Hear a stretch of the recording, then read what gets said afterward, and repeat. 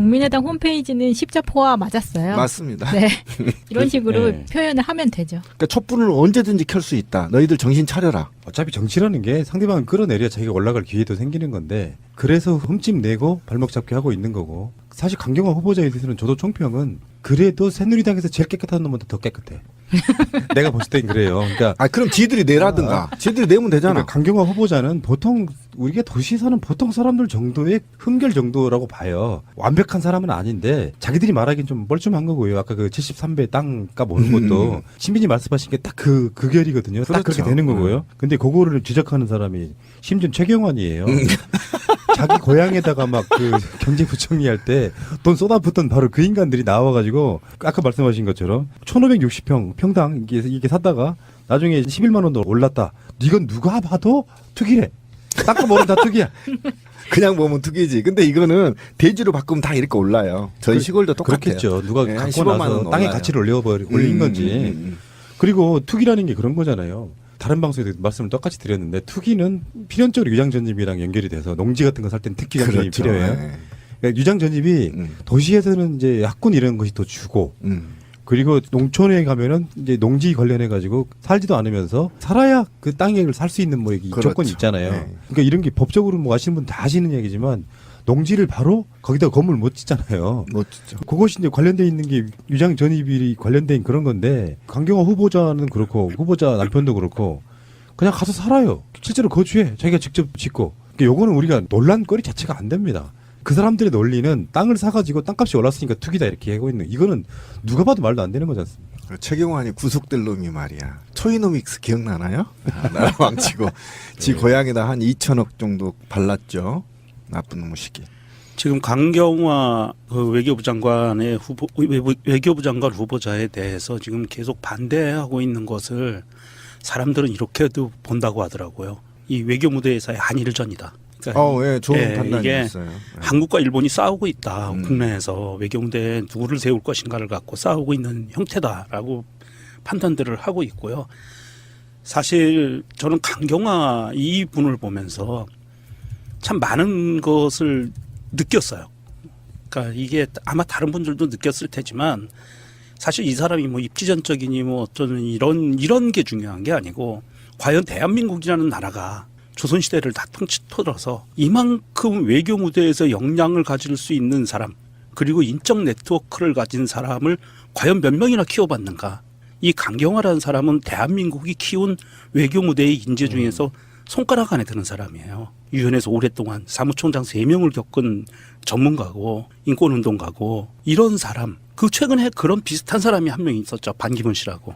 사실은 대한민국에서 이렇게 전 세계를 대상으로 유엔이라는 큰 그 조직 안에서 전문가를 키운 거는 반기문과 강경화 이 두 분밖에 없어요. 아직은. 지금도 많은 분들이 그 안에서 일을 하고 있지만 그렇다면 이 강경화라는 사람은 대한민국이 키워낸 인재인데 이 인재를 단지 여자라는 이유만으로 또 하나 단지 서울대 출신이 아니고 외무고시 출신이 아니라는 이유만으로 이렇게 반대를 한다는 것은 이거는 정말 국익에 굉장히 반하는 행동인 거예요. 그러니까 한일전이란 말이 굉장히 이제 정확한 말인데 강경화 외교부 장관 후보가 위안부 할머니 관련해서 등의 재검토 얘기가 있었고 일본의 친일 2, 3세대들의 정치인들이 일본의 극우 세력들의 사주를 받아서 강경화 후보를 굉장히 디스할 수도 있다. 이런 견해 굉장히 좋은 견해입니다. 왜 그러냐면 일부의 자기 조상들이 일본과 뜻을 같이 하고 일본 밑에서 먹고 살았다고 해서 굉장히 일본과 우호적인 이런 스탠스를 취하는 정치인들이 꽤 있어요. 저는 그것을 일본과 극우 세력들과 학술 교류 또는 연구비 지원 등을 통해서 룰라이트가 만들어진 것처럼 그들에게는 반드시 있다. 무엇인가 아까 말한 대로 비예무고시 출신이라고 해서 또 외교부의 친 세력들의 외교부들이 로비를 통해서 자유한국당 로비를 통해서 굉장히 강경화를 디스하고 있다. 이런 측면은 굉장히 깊게 들어가서 들여다봐야 될 굉장히 중요한 팩트인 것 같아요. 오늘 한 가지 뉴스가 나온 게 뭐냐 하면 외교부 직원들이요 성명서를 냈어요. 강경화 후보자만큼 적합한 외교부 장관 후보자가 없다. 없다. 그러니까 이 외교부에 있는 그 공무원 노조 외교부 지부에 있는 분들이 성명서까지 발표할 정도였어요. 그러니까 이 야당들이 이것을 대놓고 그렇게 반대만 하기는 쉽지 않은 것 같다. 그리고 반대해서 안 된다. 이런 인재를 그냥 다시 또 우리가 외교부 장관으로 임명하지 않으면 이분이 어디를 갈 것 같아요. 다른 나라로 갈 거 아니에요. 유엔으로 다시 가든지 여러 가지 방법이 있겠지만 그 이런 소중한 인재를 우리가 이런 또 그분이 갖고 있는 네트워크 외교 무대에서의 인적 네트워크를 우리가 전혀 사용하지 못한다. 그동안 우리는 외교에 있어서는 항상 코리아 패싱이라는 말도 안 되는 말도 있었지만 외교 무대에서는 계속 왕따였어요. 중국에 가서건 미국에 가서건 유럽에 가서건 이 인적 네트워크로 활용할 만한 게 없거든요. 외교부 장관들이 그 일을 못했기 때문에 그래서 꼭 필요한 후보다. 그리고 위안부 할머니들도 강경화 후보자 임명해라 성명도 똑같이 발표하고 있고요. 결정적인 하자 없음. 청문회 해보니 언론들이 제기한 대부분 다 거짓말이었음. 의혹들 대부분 다 거짓말이었음 이런 거고요. 근데 잔잔한 화제가 난 게 이제 어제 그 투석에서도 이야기를 했습니다만 친정 부모님을 딸이 모시는 남편 재산과 서로가 재산을 모른 채로 내가 벌어서는 우리 친정 엄마 봉양하고 남편은 남편대로 그렇게 해서 서로 간의 재산 관계를 전혀 이렇게 교류하지 않는다는 거예요. 아, 요거 멋있습니다. 그래서 지금 난리 났어요. 거기다가 뭐 전용 전 의원까지 나서가지고 이 부분에 대해서는 높이 평가한다. 굉장히 높이 평가하는 여성들이 쌍수를 들고 환영하는 그렇죠. 상태. 보통 뭐 한국의 여자분들 친정 부모님이 용돈 모르게 주는 경우도 있고 그죠. 그렇죠. 왜냐하면 이거는 강경화 이 후보가 일단 본인이 탄탄한 직업이 있기도 하기 때문에 수입이 있기 때문에 이게 가능했다고도 보긴 하는데 일단 이게 통장 관리를 각각 했다는 거 아니에요? 멋지네요. 네, 청문회에서 나온 얘기로는 남편 재산은 남편이 관리를 하고 내 재산은 내가 관리를 했기 때문에 남편이 샀던 토지나 이런 부분에 대해서 당시에 자기가 정확하게 자세하게 모를 수 있었다. 이 부분에 대해서 그래서 사과를 한 거였거든요. 근데 보통은 저도 그렇거든요.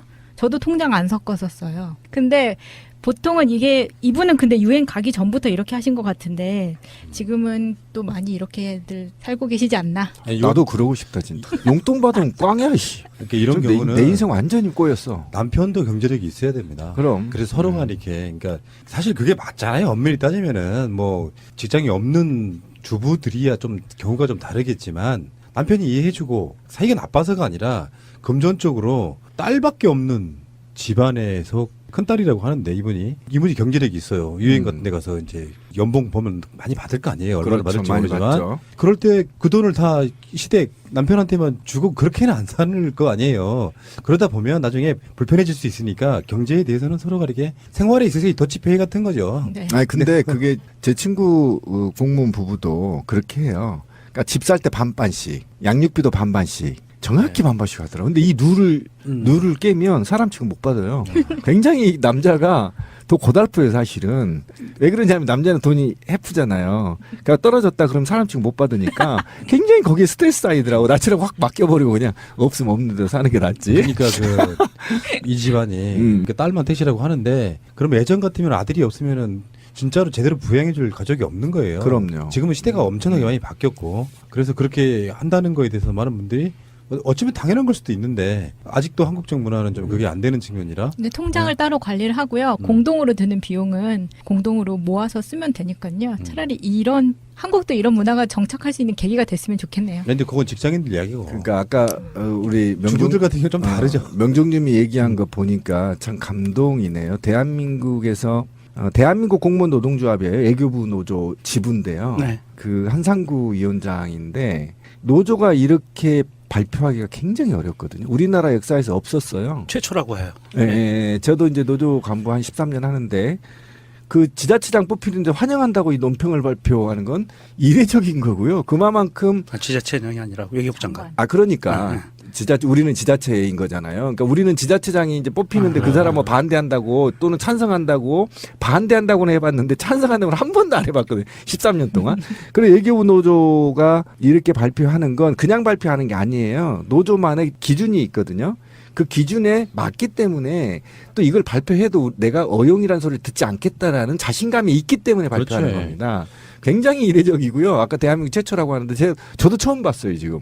그냥 우리가 보통은 KBS 사장 반대한다 막 이렇게 성명 쓰고 우리 공무원 노조 같은 경우 무슨 장관 반대한다 이렇게 쓰거든요. 과거에 그랬어요. 근데 이렇게 공무원 노조에서 환영한다는 성명을 낸다는 건 굉장히 이례적이고요. 외교부에도 공무원 노조가 있어요? 대한민국은 보통 이제 전체가 36만 명 정도 돼요. 몇 급 이하만 가능하죠. 예, 5급 이하만 가능하죠. 근데 어차피 불법이잖아. 아니 우리만 불법이고 여기는 그러니까. 다 공식이죠. 노조라면서요. 노조인데 공무원 노조를 허용이 됐어요. 전공노만 허용이 안 된 거예요. 공무원 노조는 그렇구나. 예. 전공노만 이 설립증을 뺏어가고요. 나머지는 99개 노조는 다 설립증이 있어요. 저런 불법스러운 사람들 같은. 불법이 아닙니다. 법의 노조. 헌법적 노조, 헌법 노조. 예. 강경화 후보자는 그러면 이제 마지막으로 이런 얘기를 짧게 한번 해보자고요. 문재인 대통령이 임명을 강행해야 할까요? 문재인 대통령이 강경화 후보자를 외교장관의 국회 동의 없이 임명을 강행하는 것이 더 좋겠다 아니다만 한번 말씀을 해보세요. 일단 저는 단호해요. 임명해야 된다. 왜 그러냐면 그 이유가 별로 큰 한방이 없어요. 우리가 말하는 큰 한방이 없단 말이죠. 큰 한방이 없는 것이고 그 다음에 지금 저는 삿바 싸움이라고 생각합니다. 그렇지. 힘겨루기. 네, 힘겨루기인데 이걸 가지고 협치를 할 거냐 말 거냐 개소리 같은 거 하는데요. 국민은 자유한국당이 협치를 원치 않습니다. 문제는 국민의당도. 문제는 국민의당인데. 국민의당이 지금 돌아설 거라고 저는 판단되거든요. 그래서 만약에 포결에 들어가면 어떨지 될지 모르겠지만 어쨌든 저는 자유한국당하고는 사실 협치는 불가능하다. 제가 볼 땐 그래요. 지금 대통령 된 지 한 달도 안 됐거든요. 지금 뭐 하나 도와준 거 있나요? 나는 이게 너무 괘씸한 거예요. 자기들이 나라 이렇게 만들어 놓고 적어도 한 3, 4개월은 도와주다가 그러다가 발목을 잡든가 아니면 도와줬더니 너 개판이다 이렇게 해서 딴지를 걸든가 그것도 아니고 첫날부터 딴지 걸어서 지금까지 뭐 하나 도와준 게 있나요? 자기들 다 망쳐놓은 거? 그 다음에 이제 두 번째로 만약에 국민의당이 반대한다면 국민의당은 이제 소멸의 길을 갈 거다. 적어도 제가 오기승 많이 외우세요. 왜 그러냐면 지금 국민의당이 그동안에 강주에서 사랑을 받았던 거에 보답하려면 지금 문재인 정부의 협치를 해서 그 협치 속에서 자신들이 나아갈 방향을 결정하는 게 맞다. 그런데 자유한국당하고 부안해동에서 현 적폐 청산을 위한 새 정부의 발목을 잡는다고 한다면 제가 볼 땐 적어도 소멸이 되거나 분열될 겁니다. 그중에 몇 명은 적어도 다시 당을 깨고 더불어민주당으로 올 가능성이 굉장히 높아서 판단 잘해야 된다. 양쪽에서 맞을 수 있다. 명정님은? 제가 보기에는 아까 잠깐 말씀드린 것처럼 다음 주에 대통령이 제안한 상임위원장 회동이 있고 나면 그냥 표결로 통과될 것 같아요. 그래서 강행을 할 이유가 없는 것 같은데 혹여 잘못되더라도 이거는 대통령이 반드시 강행해야 될 부분이다. 이 강경화 후보자 같은 경우에는 지금이 아니면 이 양반이 오랜 기간 동안 유엔에서 쌓아온 그런 네트워크와 경력을 대한민국이 활용할 수 있는 기회가 전혀 없다. 이제는 돌아갈 수 없는 강을 건널 수도 있어요. 강경화 씨의 대상으로는.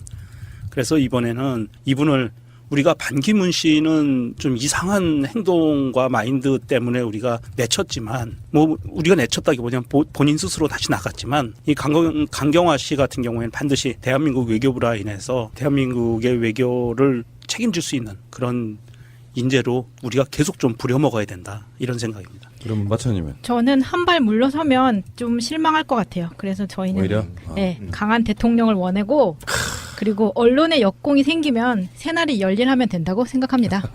오, 한 방에 끝나네 뭐. 역시 젊어요. 지금 깔끔해요. 자유한국당이 이제 김상조 후보자 부인은 고발하겠다고 하고요. 강경화 후보자에 대해서도 뭐 투기네 뭐로 법적 대응하겠다고 정말 이상한 삽질들을 하고 계시는데. 그럼 새누리당 의원 자유한국당 의원들 다 한번 재정비 해봤으면 좋겠어요. 그러니까 필연적으로 한번 넘어야 될 산인 건 맞고요. 저도 강경화 후보자에 대해서 한번 넘어보고 오히려 제가 보기엔 문재인 대통령이 좀 멈칫하는 것 같은 느낌이에요. 왜냐하면 계속해서 장관 후보자들이 나와야 되거든요. 그러니까 근데 그 이후에 현역 국회의원들 4명 장관이 임명한 그 이후에 아직 장관 자리 무지하게 많이 남았거든요. 그러니까요. 근데 지금 강경화 드러난 거에 비해서 막상 까보니 별거 없지만 강경화에 대해서 한번 물러서게 되잖아요. 그러면 아무것도 못하게 되는 상태가 좀 된다고 봐서 멈칫한다는 개념이 강경화를 어떻게 처리할 것이냐 첫 번째. 두 번째는 실제로 5대 공식 배제 원칙에 있어서 얼마나 그걸 충실하게 따를 것이냐라든지 등등을 조금 더 면밀하게 검토해 본 뒤에 사실 국민의 높은 지지율을 갖고 가야 되는 건 사실 맞거든요. 근데 이게 어떤 추세를 봤을 때 리얼미터에서는 떨어졌다고 하고 지금 아마 방송 나가는 어느 쯤에 갤럽에 또 지지율이 또 나올 거예요. 매주 한 번 있는 그 흐름의 어떤 패턴을 한 2, 3주를 봐야 됩니다. 그리고 이게 떨어지고 있구나. 떨어지고 있다고 해서 멈칫할 건 아니고 할 건 해야죠. 지지율이 뭐 10% 20% 떨어지더라도 그 과정에서 격렬하게 붙으면은 아마 자유한국당이나 국민의당도 만만치 않은 대상을 좀 엮게 될 거라고 봐서 한 번은 부딪혀야 된다고 봐서 저는 임명 강행해라. 저도 이렇게 그런 쪽이에요. 그리고 그 더불어민주당 의원들이 청문위원들이 좀 더 세게 나갔으면 좋겠어요. 왜 이렇게 뜨지 못하고 있는 건지 안타까운데요. 공격성을 좀 보였으면 좋겠습니다. 그동안에 뭐 여당이라고 해서 좀 뭐라 그러죠? 품위를 지킨다고 이렇게 하지 말고요.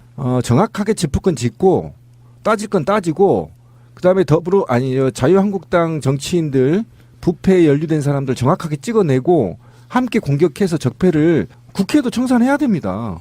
예, 전 그렇게 봐서 좀 더 강력하게 나가줬으면 좋겠다. 그 이런 소중한 인재를 우리가 이런 또 그분이 갖고 있는 네트워크, 외교 무대에서의 인적 네트워크를 우리가 전혀 사용하지 못한다. 그동안 우리는 외교에 있어서는 항상 코리아 패싱이라는 말도 안 되는 말도 있었지만 외교 무대에서는 계속 왕따였어요. 중국에 가서건 미국에 가서건 유럽에 가서건 이 인적 네트워크로 활용할 만한 게 없거든요. 외교부 장관들이 그렇게 일을 못했기 때문에 그래서 꼭 필요한 후보다. 그리고 위안부 할머니들도 강경화 후보자 임명해라 성명도 똑같이 발표하고 있고요. 결정적인 하자 없음. 청문회 해보니 언론들이 제기한 대부분 다 거짓말이었음. 의혹들 대부분 다 거짓말이었음 이런 거고요. 근데 잔잔한 화제가 난 게 이제 어제 그 특석에서도 이야기를 했습니다만 친정 부모님을 딸이 모시는 남편 재산과 서로가 재산을 모른 채로 내가 벌어서는 우리 친정 엄마 봉양하고 남편은 남편대로 그렇게 해서 서로 간의 재산 관계를 전혀 이렇게 교류하지 않는다는 거예요. 아, 요거 멋있습니다. 그래서 지금 난리 났어요. 거기다가 뭐 전 의원까지 나서가지고 이 부분에 대해서는 높이 평가한다. 굉장히 높이 평가하는 여성들이 쌍수를 들고 환영하는 그렇죠. 상태. 보통 한국의 여자분들 친정 부모님이 용돈 모르게 주는 경우도 있고 그죠. 그렇죠. 왜냐하면 이거는 강경화 이 후보가 일단 본인이 탄탄한 직업이 있기도 하기 때문에 수입이 있기 때문에 이게 가능했다고도 보긴 하는데 일단 이게 통장 관리를 각각 했다. 그 외교 무대에서 역량을 가질 수 있는 사람 그리고 인적 네트워크를 가진 사람을 과연 몇 명이나 키워봤는가. 이 강경화라는 사람은 대한민국이 키운 외교 무대의 인재 중에서 손가락 안에 드는 사람이에요. 유엔에서 오랫동안 사무총장 3명을 겪은 전문가고 인권운동가고 이런 사람. 그 최근에 그런 비슷한 사람이 한 명 있었죠. 반기문 씨라고. 사실은 대한민국에서 이렇게 전 세계를 대상으로 유엔이라는 큰 그 조직 안에서 전문가를 키운 거는 반기문과 강경화 이 두 분밖에 없어요. 아직은.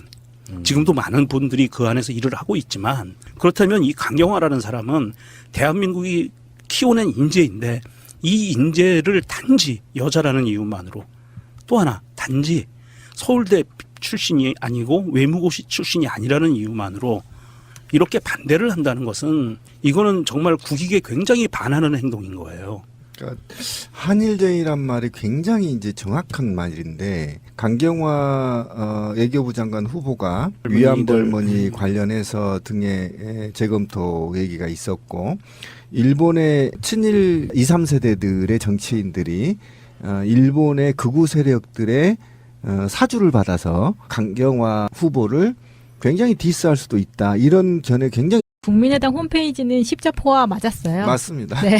이런 식으로 네. 표현을 하면 되죠. 그러니까 촛불을 언제든지 켤 수 있다. 너희들 정신 차려라. 어차피 정치라는 게 상대방을 끌어내려야 자기가 올라갈 기회도 생기는 건데 그래서 흠집 내고 발목 잡기 하고 있는 거고 사실 강경화 후보자에 대해서는 저도 총평은 그래도 새누리당에서 제일 깨끗한 놈보다 더 깨끗해.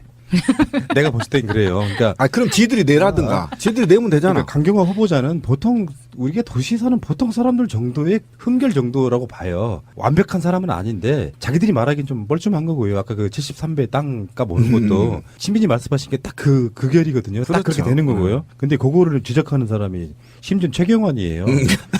자기 고향에다가 막 그 경제부총리 할 때 돈 쏟아붓던 바로 그 인간들이 나와가지고 아까 말씀하신 것처럼 1560평 평당 이게 샀다가 나중에 11만 원으로 올랐다. 이건 누가 봐도 투기래. 땅값 오른 다 투기야. 그냥 보면 투기지. 근데 이거는 대지로 바꾸면 다 이렇게 올라요. 저희 시골도 똑같아요. 그렇겠죠. 누가 네, 한 갖고 15만 나서 원 땅의 올라요. 가치를 올린 건지. 그리고 투기라는 게 그런 거잖아요. 다른 방송에도 말씀을 똑같이 드렸는데 투기는 필연적으로 유장 전입이랑 연결이 돼서 농지 같은 거 살 때는 특기 장전이 그렇죠. 필요해요. 네. 그러니까 유장 전입이 도시에서는 이제 학군 이런 것이 더 주고 그리고 농촌에 가면은 이제 농지 관련해 좋은 견해입니다. 왜 그러냐면 일부의 자기 조상들이 일본과 뜻을 같이 하고 일본 밑에서 먹고 살았다고 해서 굉장히 일본과 우호적인 이런 스탠스를 취하는 정치인들이 꽤 있어요. 저는 그것을 일본과 학술, 극우 세력들과 학술 교류 또는 연구비 지원 등을 통해서 룰라이트가 만들어진 것처럼 그들에게는 반드시 있다. 무엇인가 이것과 말한 대로 비예무고시 출신이라고 해서 또 외교부의 친 세력들의 외교부들이 로비를 통해서 자유한국당 로비를 통해서 굉장히 강경화를 디스하고 있다. 이런 측면은 굉장히 깊게 들어가서 들여다봐야 될 굉장히 중요한 팩트인 것 같아요. 오늘 한 가지 뉴스가 나온 게 뭐냐면 외교부 직원들이요 성명서를 냈어요. 강경화 후보자만큼 적합한 외교부 장관 후보자가 없다. 없다. 그러니까 이 외교부에 있는 그 공무원 노조 외교부 지부에 있는 분들이 성명서까지 발표할 정도였어요. 그러니까 이 야당들이 이것을 대놓고 그렇게 반대만 하기는 쉽지 않은 것 같다. 그리고 반대해서 안 된다. 이런 인재를 그냥 다시 또 우리가 외교부 장관으로 임명하지 않으면 이분이 어디를 갈 것 같아요. 다른 나라로 갈 거 아니에요. 유엔으로 다시 가든지 여러 가지 방법이 있겠지만. 가지고 살지도 않으면서 살아야 그 땅을 살 수 있는 뭐 그렇죠. 조건이 있잖아요. 네. 그러니까 이런 게 법적으로 뭐 아시는 분 다 아시는 얘기지만 농지를 바로 거기다 건물 못 짓잖아요. 멋지죠. 그것이 이제 관련돼 있는 게 유장 전입이 관련된 그런 건데 강경화 후보자는 그렇고 후보자 남편도 그렇고 그냥 가서 살아요. 실제로 거주해. 자기가 직접 짓고. 그러니까 요거는 우리가 논란거리 자체가 안 됩니다. 그 사람들의 논리는 땅을 사가지고 땅값이 올랐으니까 투기다 이렇게 하고 있는 이거는 누가 봐도 말도 안 되는 거지 않습니까? 최경환이 구속될 놈이 말이야. 초이노믹스 기억나나요? 나라 망치고 지 고향에다 한 2천억 정도 발랐죠. 나쁜 놈의 시기.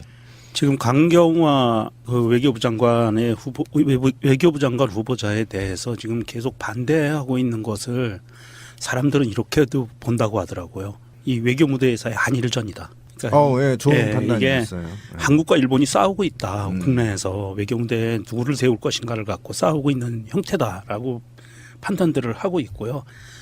사실 저는 강경화 이 분을 보면서 참 많은 것을 느꼈어요. 그러니까 이게 아마 다른 분들도 느꼈을 테지만 사실 이 사람이 뭐 입지전적이니 뭐 어쩌는 이런 게 중요한 게 아니고 과연 대한민국이라는 나라가 조선시대를 다 통틀어서 이만